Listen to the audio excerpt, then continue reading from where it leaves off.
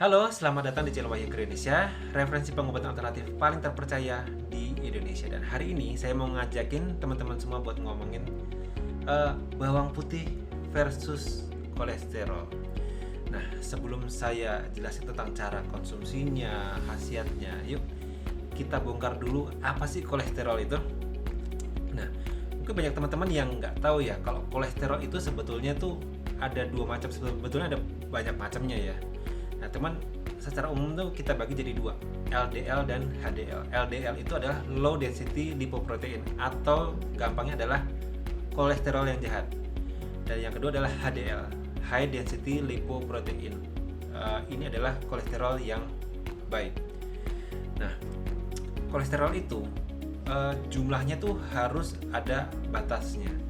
Jadi ambang batas atasnya kalau gabungan ya, ini kita ngomongin gabungan HDL dan LDL, dan satu lagi sebetulnya ada namanya trigliserida. Nah itu batasnya adalah di angka 200 mg per dl. Artinya itu 200 mg per 100 mili gitu ya. Nah kalau sudah di atas itu berarti dianggap kolesterolnya sudah tinggi. Nah tapi makanya sebelum nyampe 200, kalau udah mendekati 200 pun kita juga sudah harus waspada. Nah, cara untuk mendeteksinya gimana? Ya paling gampang, paling akurat ya dites aja di lab gitu ya, tes darah. Nanti kalau udah ada tes darahnya, bacanya gimana? Nah, nanti di bagian kiri cari nih. Nanti sebelah kiri biasanya ada tulisannya nih yang saya lingkarin sebelah kiri ya. Ini lemak darah gitu ya, lemak darah. Di bawahnya biasanya ada kolesterol total. Di bawahnya ada trigliserida, yang ke bawahnya lagi adalah kolesterol HDL, bawahnya lagi ada kolesterol LDL. Nah yang saya lingkarin di kanan itu kan ada dua angka ya, ada dua barisan angka. Yang kiri itu adalah hasil tesnya, yang kanan adalah rujukannya. Jadi contohnya gini, kolesterol darah total nih ya, hasil tesnya adalah 182. Nah nilai rujukannya adalah harus di bawah 200. Artinya apa? Artinya darah totalnya itu masih bagus karena masih di bawah angka 200. Begitu juga di trigliserida. Di sini hasilnya 35. Di sini rujukannya ada di bawah 150. Berarti ini masih jauh di bawah ambang batas dan ini masih bagus banget. Nah, ketiga adalah HDL. Nah, kalau HDL ini beda. Ini harus di atas gitu ya. Kalau tadi di bawah tapi ini harusnya di atas. Jadi kalau HDL itu di atas 45. Nah, ini kebetulan HDL-nya adalah 79. Berarti kadar kolesterol HDL-nya ini bagus. Dan terakhir adalah LDL, hasilnya adalah 63, rujukannya adalah harus di bawah 100. Dan ini berarti kolesterolnya bagus semua. Inilah cara gampang untuk membaca kadar kolesterol dalam tubuh kita. Ini kolesterol dalam darah ya gitu ya. Karena nanti kalau sudah menempel itu namanya lemak. Nah, apa yang terjadi kalau kolesterol ini terlalu banyak ya, terlalu tinggi kadarnya? Nah, yang merah-merah ini adalah saluran darah, pembuluh darah. Yang paling kiri adalah pembuluh darah yang bersih, yang bagus, yang sehat, yang tidak ada kolesterol nempel. Nah kalau kolesterol kita tinggi, lama-lama kan kolesterol itu kan sifatnya tuh lengket ya, karena lemak kan kita tahu ya, lemak itu nempel gitu, lengket. Lama-lama dia pertama nempel dulu ke dindingnya nih, fase kedua nih, yang nomor 2 dari kiri. Udah nempel di dindingnya, pertama tipis, jadi kita nggak ngerasain apa-apa. Lama kelamaan kalau kita makan yang lemak lagi, nggak pernah olahraga, nanti lama-lama akan numpuknya tambah tebal. Ini yang fase 3, lihat tempat-tempat yang merah ini, yang merah tengahnya adalah jalurnya pembuluh darah. Lewat jalurnya sel darah merah itu berjalan mengalir. Nah terakhir ketika sudah menumpuk sekali, nah darah ini alirannya tersumbat karena saking banyaknya kolesterol yang menumpuk di dinding pembuluh darah. Nah ini gambarannya pembuluh darah ya. Jadi ini adalah pembuluh darah. Nah yang kepingan merah ini adalah kepingan darah merah gitu. Jadi ini harusnya mengalir di pembuluh darah ini dengan lancar. Nah yang kuning ini ya, yang kuning paling bawah ini adalah lemak atau kolesterol yang numpuk. Kita bisa lihat ya, dia numpuk, akhirnya si aliran darahnya itu mengecil. Jadi kalau biasanya darah itu ngalir kayak jalan tol gitu ya, jalan tol lancar gitu, cepet. karena ada kolesterol ini, lama-lama jadinya bukan jalan tol lagi, tapi kayak gang sempit. Nah, akhirnya si darah ini untuk lewat tuh mesti antri, nggak bisa secepat seharusnya. Nah, ini yang akan menimbulkan masalah ke depannya. Nah, kita tuh dapat kolesterol tuh dari mana sih?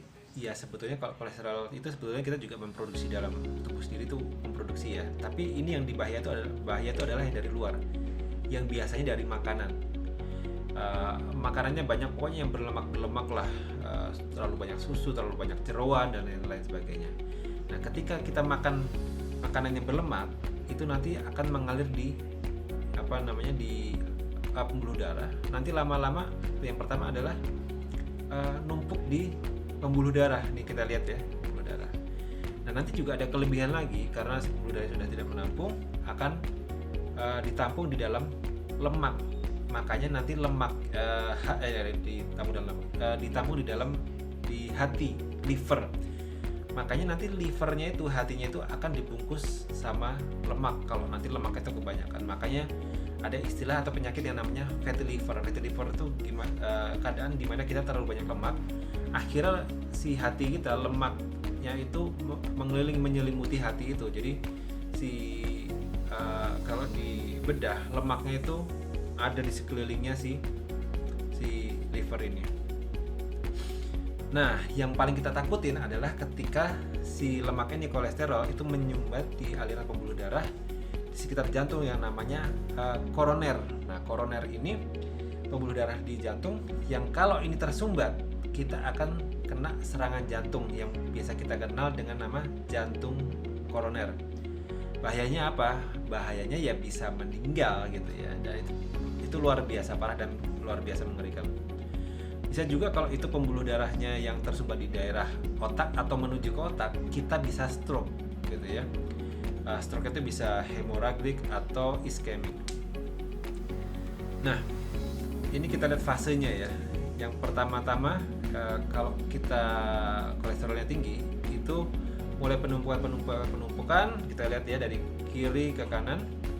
Nah, nanti kita tuh di dada sebelah kiri itu rasanya itu nggak enak gitu, rasanya nggak enak. Tapi ini biasanya kalau udah parah ya, kalau sudah parah tuh dadanya nggak enak. Itu artinya apa? Artinya arteri yang ke jantung itu sudah tersumbat, lumayan tersumbat ya. Hitungannya sih udah parah sebenarnya kalau sudah mulai kerasa jantung gitu ya. Itu rasanya di jantung sebelah kiri. Nah, kalau yang paling ringan gimana? Nah, paling ringan gini. Kalau kita makan jeroan, kita makan makanan berlemak, itu seringkali kita habis makan berlemak, kita langsung ngerasa pusing gitu ya, di belakang kepala biasanya. Itu biasanya tandanya adalah kolesterolnya tinggi. Nah, yang kedua adalah rasa nggak enak atau berat di tengkuk ini, yang bawah lingkaran yang kedua.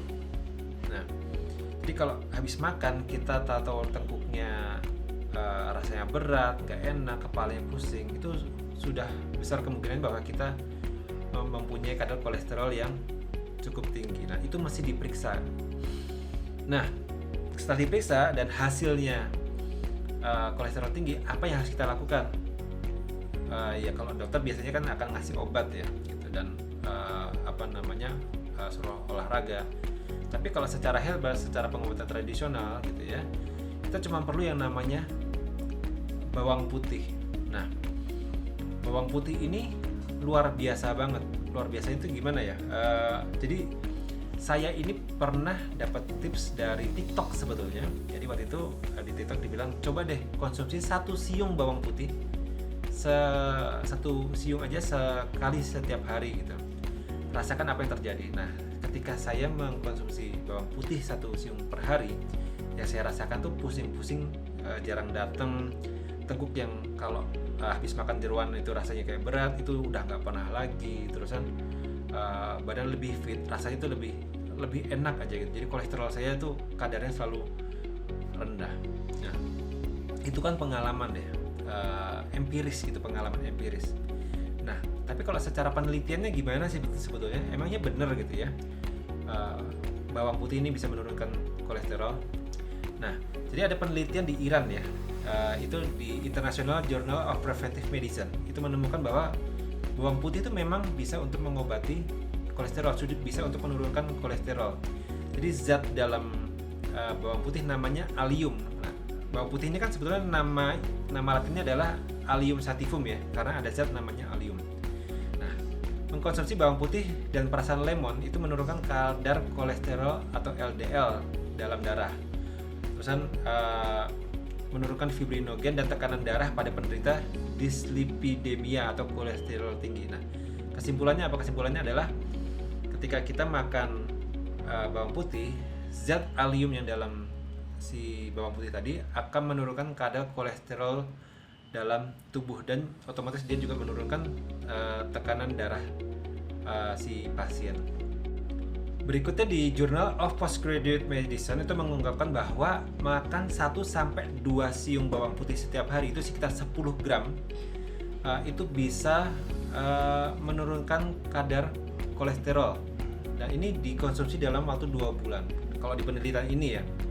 Tapi kalau di pengalaman saya sendiri itu sebetulnya nggak perlu 2 bulan, 1-2 hari aja udah luar biasa hasilnya. Terus yang berikutnya adalah International Journal of Medical Science and Public Health juga menunjukkan bahwa rutin makan 3 gram bawang putih mentah ya setiap hari selama 90 hari menurunkan kadar kolesterol sebanyak 10-13%. Nah, ini sampai 90 hari. Ini menurut saya terlalu lama gitu, karena ya kayak tadi saya cerita, pengalaman saya cuma 1-2 hari udah kerasa gitu. Nah, tapi gimana sih mekanismenya si bawang putih ini bisa menekan kolesterol? Jadi gini, dari bawang putih itu ada zat namanya alisin. Nah, alisin adalah sejenis asam amino. Nah, asam amino ini adalah fungsinya menekan tubuh gitu ya, menekan tubuh itu memproduksi kolesterol. Jadi ketika mau memproduksi kolesterol gitu, kolesterolnya itu dihambat, makanya kolesterolnya nanti akan turun. Nah, caranya gimana? Ini yang terakhir nih. Caranya gimana? Nah, kayak tadi saya bilang, caranya cukup 1-2 siung bawang putih. Yang kira-kira 1 siung itu sebesar jempol orang dewasa lah, seruas ini ya, seruas jempol gini. Itu 2 siung dikupas, habis itu dicacah aja kecil-kecil, langsung dimakan mentah-mentah. Itu langsung dimakan mentah-mentah, dialirin pakai air putih aja. Saran saya pagi-pagi sama malam hari, atau kalau mau 1 kali sehari, itu saran saya adalah pas pagi-pagi aja, pas sebelum sarapan. Nah, kenapa saya saranin yang mentah? Pertama, karena penelitiannya memang yang mentah. Kedua, herbal yang mentah itu lebih bagus daripada herbal yang sudah kering secara umum ya. Karena kadang-kadang kalau kita salah mengeringkannya, zat aktif khususnya di sini namanya allium, nanti kadarnya akan menurun dan rusak. Pas kita minum nanti hasilnya malah nggak sebagus seharusnya. Oke, mungkin segini dulu video yang bisa saya buat. Terima kasih sudah menonton sampai habis. Saya Wahyu Indonesia. Wassalamualaikum warahmatullahi wabarakatuh.